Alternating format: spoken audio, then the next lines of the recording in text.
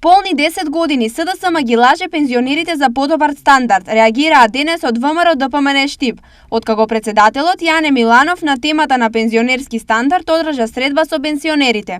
СДСМ и дуи по 3,5 години грабеж на пензионерите конечно ја признаа грешката. Тоа што владата на СДСМ го укина во 2018 година, тогаш најавувајќи го како голема социјална реформа, сега повторно го враќа, но овој пат со помодерно име, односно како некаков швајцарски модел.